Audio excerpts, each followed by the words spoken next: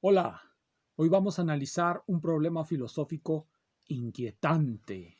Miren, constantemente afirmo, este es un buen libro de mecánica clásica. ¿Cómo sé yo que es un buen libro de mecánica clásica? ¿Qué razones tengo para creer que es un buen libro de mecánica clásica? Ese es el problema inquietante que vamos a analizar hoy. ¿Cuáles son las razones que alguien tiene para creer que sabe lo que afirma? El modelo de análisis típico es de la siguiente manera, miren.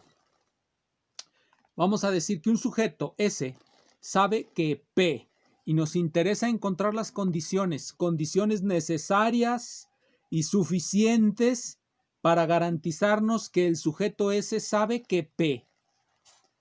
¿Qué condiciones son esas? ¿Qué condiciones son necesarias y suficientes para tener la garantía de que S sabe que P?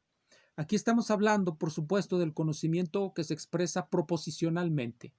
P, en esta reconstrucción, esta P es una proposición y este S es un sujeto. S sabe que P. El sujeto puedo ser yo, puede ser cualquiera. Y la proposición puede ser, este libro es muy bueno. Y entonces la pregunta es, ¿qué condiciones existen que me garanticen que efectivamente Rolando sabe que este libro, Los métodos matemáticos de la mecánica clásica, es muy bueno? Lo primero es que nosotros debemos estar seguros que quien hace esas afirmaciones las cree. La creencia es una disposición a la acción, nos dijeron los pragmatistas. Y generalmente no nos cuestionamos las razones de nuestras acciones a menos que fracasemos. Eso también es un punto de vista pragmatista. Aquí sencillamente vamos a hacer a un lado el por qué nos estamos haciendo preguntas. Vamos a hacerle como los filósofos, vamos a enclaustrarnos en, en el enrarecido aire de la Torre de Marfil para cuestionarnos sobre nuestros supuestos. No que seamos muy valerosos, como quiere el nazi Heidegger. Él sí era muy valeroso, ¿verdad? Pero nosotros no somos tan valerosos. Nosotros lo vamos a hacer en la asepsia de nuestra Torre de Marfil. Entonces, ¿qué razones tenemos para creer algo? Lo primero es creer, como ya le dije, son el fundamento de nuestras acciones las creencias. Por lo tanto, las creencias son una suerte de disposición para la acción. En ocasiones actuamos y no sabemos muy bien las razones de nuestras acciones. Solamente nos damos cuenta de ellas cuando de alguna manera entramos en esa situación de meditación alrededor de lo que hacemos, que es lo que vamos a hacer aquí. Entonces, tenemos una creencia. Yo creo que este libro es muy bueno. Primer paso de la definición de conocimiento. Debe haber una creencia, una disposición a actuar de cierta manera. Segundo, debo tener razones para esa acción. Si alguien actúa sin razones, lo llamamos irracional o filósofo lúdico, cualquiera de las dos. Si alguien actúa sin razones, es un irracional o es un filósofo lúdico o es un nietzscheano. Pero bueno, aquí no nos interesa eso, nos interesa que para actuar debemos tener razones. Para actuar necesitamos tener creencias y para esas creencias fundamentarlas necesitamos razones. ¿Por qué es bueno este libro? ¿Por qué Rolando dice que este libro es bueno? ¿Cuáles son sus razones? Ahí van algunas razones. Número uno, en este libro se da una demostración deliciosa, maravillosa, del teorema de recurrencia de Poincare en 3 renglones. Número dos, en este libro se expone de manera magistral la geometría simpléctica de la mecánica hamiltoniana. Número 3, aparece una indagación bastante perceptiva, bastante profunda de los fundamentos geométricos riemannianos de los sistemas lagrangianos. Quiero que distingamos aquí algunas situaciones importantes que se ven de inmediato. Una vez que yo he enunciado mis razones, ¿cómo sabemos que efectivamente son así? ¿De qué manera se van a juzgar estas razones? ¿Cómo vamos a decir si quien las afirma está en lo correcto o no? Pues recurriendo a un comité de sabios, un comité de personas que sepan de mecánica clásica. Entonces, ese comité de personas va a analizar este libro y va a dar sus razones. Pero aquí hay una cosa interesante que hay que hacer notar. Supongamos que se le da a personas que saben mecánica clásica, pero esas personas son ingenieros. Entonces van a encontrar que el libro no les es útil, porque este libro es un libro de matemáticas, son los fundamentos matemáticos. Es para personas que pretenden hacer demostraciones de teoremas en mecánica clásica, no para personas que pretenden construir máquinas. Si son personas que pretenden construir máquinas las que evalúan este libro, lo van a evaluar muy mal. O quizá por alguna suerte de respeto hacia las matemáticas y hacia lo que no se entiende, digan, bueno, pasa. No es muy bueno, pero pasa. Sin embargo, si lo analizan matemáticos o físicos matemáticos que están dedicados a demostrar teoremas sobre mecánica clásica, teoremas rigurosos, entonces ellos nos dirán, bueno, sí, las razones que dio Rolando son buenas razones y este libro es efectivamente muy bueno, muy útil para esa finalidad de demostrar teoremas, de considerar la mecánica como una ciencia matemática. Entonces volvamos a nuestra idea de conocimiento y esta va a ser la idea de Luis Villoro. En este ejemplo que he dado, para este tipo de afirmaciones se necesitan comités de personas que sepan de lo que se trata, que sepan de la materia, en este caso que sepan de mecánica clásica. Si no saben, no pueden dar una opinión relevante. A los comités, Villoro les pone un nombre rimbombante, son las comunidades epistémicas. Y también dice comunidades epistémicas pertinentes cuando sí saben de lo que hablan.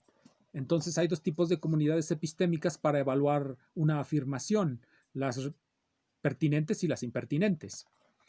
Y él dirá que el conocimiento, y aquí tenemos este libro que debería ser más leído, Creer, Saber, Conocer, de Luis Villoro. Aquí tenemos un libro muy bueno que los filósofos lúdicos no leen, porque ellos están preocupados por la historia del ser, están preocupados por la dominación, están preocupados por cómo se está enrareciendo nuestra vida en las condiciones del capitalismo tardío en los 70s, ya hoy pues en las condiciones de la era de la digitalización, están preocupados por cómo nos está cosificando la tecnología, pero por eso no leen estos libros, deberían leerlo. La definición de Villoro es la siguiente. Villoro nos va a decir, S sabe que P, sí, solo sí, y estas son sus condiciones necesarias y suficientes. El sí, solo sí es la doble implicación. S cree que P, esa no la modificas, debe haber creencia, disposición para actuar. S tiene razones objetivamente suficientes para creer que P. Esas son sus dos condiciones. ¿Cómo define razones objetivamente suficientes? Se necesita la existencia de un comité. Una razón será objetivamente suficiente si hay un comité o comunidad epistémica pertinente en la que no haya quien desafíe esas razones que ofrece el sujeto. Si en la comunidad de personas que se dedican a la mecánica clásica matemática, no a los ingenieros, en la mecánica clásica matemática, esa es la comunidad epistémica pertinente, yo ofrezco mis razones y ellos podrán decir, porque ellos sí van a tener claro lo que significa la geometría simpléctica, la geometría riemanniana, el teorema de recurrencia de Poincaré, todos esos términos técnicos, y ellos sí podrán decir, sí podrán evaluar y decir, tienes razón, tus razones son relevantes, pero si hay alguien que las desafíe, que diga, no, mira, te equivocas. El teorema de recurrencia de Poincaré es algo que ya no se estila, desde que Goldstein decidió excluirlo, ya no se estila enseñarlo. Bueno, ese es el comité y el comité tiene autoridad. Y Villoro nos dirá que esa es su solución al escepticismo. La única opción frente al escepticismo es aceptar que las razones para saber son relativas a una comunidad, la comunidad epistémica pertinente, históricamente determinada. O no hay saber, o todo saber está condicionado socialmente. O no hay saber, o todo saber está condicionado socialmente. Villoro enuncia esta definición porque con ella pretende generar un concepto de conocimiento que sea inmune a los contraejemplos Gettier. Pero aquí le voy a poner otro contraejemplo más sencillo a la definición de Villoro. Supongamos que yo escucho una caída de agua, un montón de agua que está cayendo sobre un tejado que tengo aquí afuera. Entonces yo creo que está lloviendo. ¿Por qué? Porque estoy escuchando el sonido. Son mis razones para creer. Ese sonido que estoy escuchando me da razones para creer. No tengo que preguntarle a un comité. Tengo esas razones y creo que está lloviendo. Entonces me levanto, salgo y me cercioro y descubro que no está lloviendo. Se rompió un tubo, peor. Se rompió un tubo y el agua es chorreando y por lo tanto yo no sé que está lloviendo. No se cumple la condición de que sea verdad la proposición.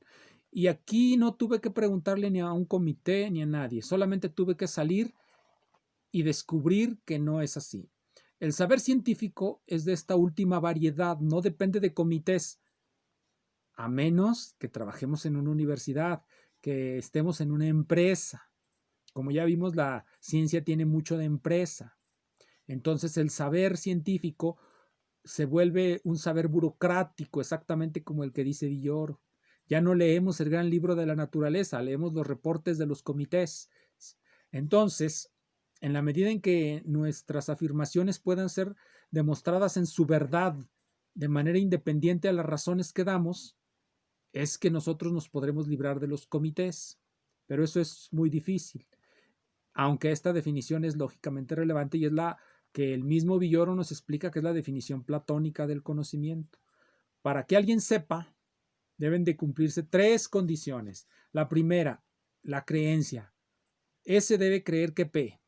La segunda, las razones, la racionalidad. S debe tener razones para creer que P. Y la tercera, P debe ser verdadera, la proposición debe ser verdadera, como en el ejemplo que les di del agua. Yo puedo decir, Rolando sabe que está lloviendo. ¿Por qué? Porque Rolando cree que está lloviendo.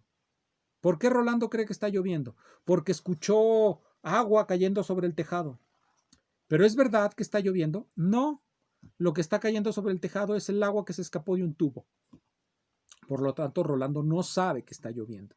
Y no necesitamos consultar a un comité, solamente leer el gran libro de la naturaleza. De ese estilo de conocimiento es el conocimiento de la ciencia. En el caso de las matemáticas, tenemos que no hay comprobación experimental. Hay comprobación a través de una demostración. La demostración depende de lo que digan los comités. La demostración depende del contenido de nuestros conceptos, de cómo los entendamos, porque eso es la matemática. Nosotros dotamos a ciertos conceptos de cierto contenido, de cierto significado, y a partir de ello hacemos inferencias.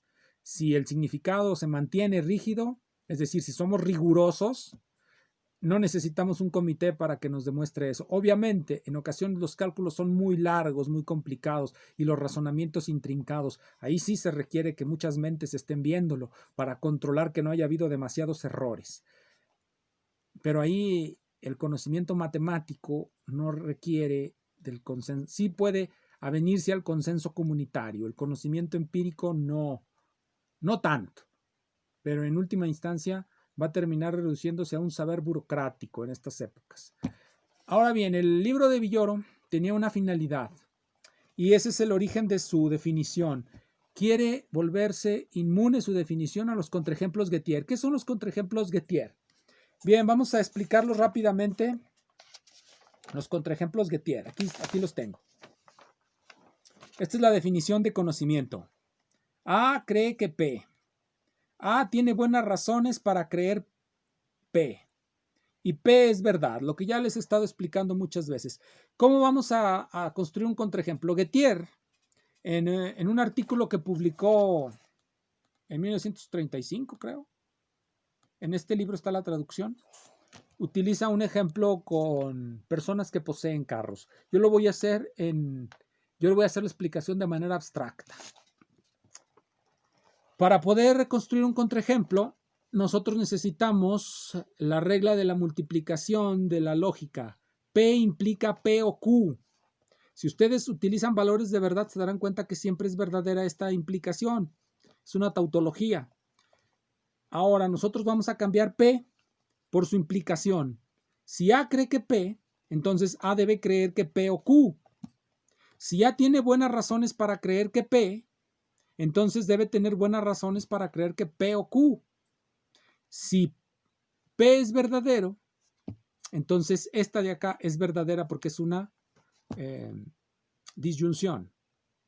Pero aquí viene lo interesante. Vamos a suponer que P es falso. P puede ser falso y esto puede ser verdadero porque Q es arbitraria. Le podemos dar el valor de verdad, verdadero. Entonces, A cree que P o Q. A tiene buenas razones para creer que P o Q. Y P es verdadero. P o Q es verdadero. Entonces diríamos, A sabe que P o Q. Y aquí viene lo interesante. Q es arbitraria. Las razones que nosotros le demos a P no valen para Q. Entonces, se satisfacen todas las condiciones del conocimiento, pero A no sabe qué está pasando. Cuando se ve en un ejemplo, queda más claro que cuando se ve en abstracto, pero es nada más la regla de la multiplicación, es un fenómeno sintáctico, es un fenómeno de la lógica. Villoro cree que con su definición esto va a quedar nulificado, ya no será su definición sujeta de los contraejemplos Gettier. Y bueno, la solución más fácil es simplemente la solución que se nos propone como método para llegar a la ataraxia, que un comité decida todo, que un comité decida y ya nosotros no pensamos, que piense un comité. Entonces, esa es la discusión que hemos dado sobre el conocimiento. Es inquietante saber que no sabemos nada.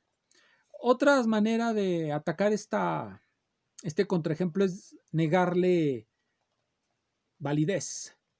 Otra manera de atacarlo es mantener esas tres condiciones y añadir una cuarta condición. Eso es lo que hace Kate Lerer en un libro que se llama Conocimiento, que también sigue Luis Villoro. Y todavía otra más es no hacerle caso. Es dedicarnos a buscar cuáles son las consecuencias de la enajenación en las sociedades capitalistas en la época de la digitalización. Ya con eso nos olvidamos de los problemas del conocimiento y hablaremos de política, donde la subjetividad reina. Y por eso muchos son felices ahí. Muchísimas gracias.